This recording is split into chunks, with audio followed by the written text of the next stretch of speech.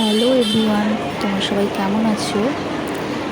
তোমাদের সবাইকে বেলুনকানা চ্যানেলে তোমাদের সবাইকে স্বাগত জানিয়ে আমি আমার ভিডিওটা শুরু করছি। দেখো বন্ধুরা, সেই দিনটা ছিল 21শে জুন। সেই দিনটি আমি একাই ট্রেন জার্নি করছিলাম শিয়ালদা থেকে জলপাইগুড়ি পর্যন্ত।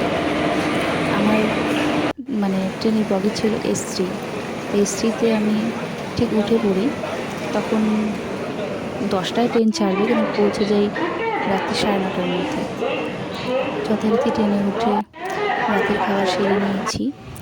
সেরে নেওয়ার পর ট্রেন ছেড়ে দিল। দেখো, ট্রেনে উঠে পড়েছি আর ট্রেন ছেড়ে দিল। রাতে যে যার মতো যে যার জায়গা নিয়ে শুয়ে পড়েছে, তাই রাতেরবেলা ভিডিওটা করিনি, লাইট বন্ধ করে দিয়েছিল। সকালবেলা ঘুম থেকে উঠি, তখন নিউ জলপাইগুড়িতে এসে নিজের মর্নিং ব্রেকফাস্টটা সেরে নিই। চা আর ব্যাগে ছিল বিস্কুট, চা বিস্কুট দিয়ে মর্নিং ব্রেকফাস্টটা সেরে নিই। তা খাওয়ার পরে দেখো ট্রেনটা আবার ছেড়ে দেয়। ট্রেনটা ছেড়ে দেওয়ার পর আশেপাশের এত অপরূপ সৌন্দর্য যে কি বলবো। সত্যি নর্থ বেঙ্গলের প্রাকৃতিক সৌন্দর্য অতুলনীয়, খুব সুন্দর দৃশ্য। আর সেই সময় তোমরা তো সবাই জানো, সে সময় বৃষ্টি হচ্ছিল, প্রচুর বৃষ্টি। এখানে বৃষ্টি যেন প্রায় লেগেই রয়েছে, প্রায় প্রত্যেক দিন একটানা বৃষ্টি।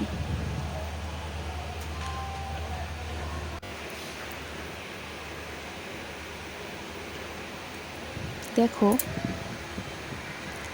ট্রেনটাতে যখন নিউ জলপাইগুড়ি ট্রেনটা যখন হল্ট করলো, তখন অনেকে নেমে গিয়েছিল। ট্রেন পুরো ফাঁকা। আর একা ট্রেনে আমার বগিটাতে আমি আর একজন ছিল, একদম ফাঁকা। ট্রেন ছেড়ে দিয়েছে আর একা একা কী করবো, ওই জানলা দিয়ে তাকিয়েছিলাম, বাইরের দৃশ্যগুলো দেখছিলাম। আমার খুব ভালো লাগছিলো। দেখো মাল ট্রেন চলে গেল পাশ থেকে, আর অপেক্ষা করছিলাম কখন জলপাইগুড়ি আসবে আর জলপাইগুড়ি নামবো, নিজের বাড়িতে চলে আসবো। তবে আমার একা ট্রেন জার্নি করে খারাপ লাগেনি, অভিজ্ঞতা ভালোই হয়েছে, কোনো অসুবিধা হয়নি, ভালোই লেগেছে। আর জানোই তো, মেয়ে মানুষ যাতায়াত করলে বাড়ির লোকের কত চিনতে হয়, তাই না বলো? কিন্তু আমার কোনো অসুবিধা হয়নি।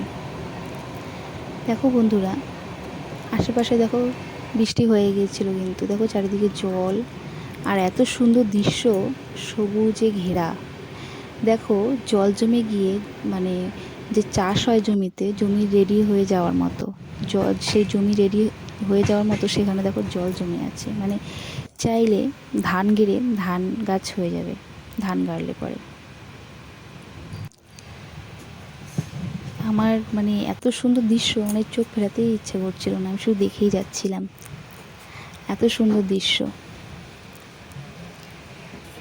তোমরা তো সবাই জানো নর্থ বেঙ্গলে কী বিখ্যাত, সেই দার্জিলিং চা বাগান।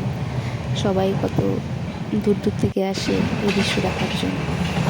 দেখো বলতে বলতে জলপাইগুড়ি চলে আসলাম, জলপাইগুড়ি নেমে গেলাম।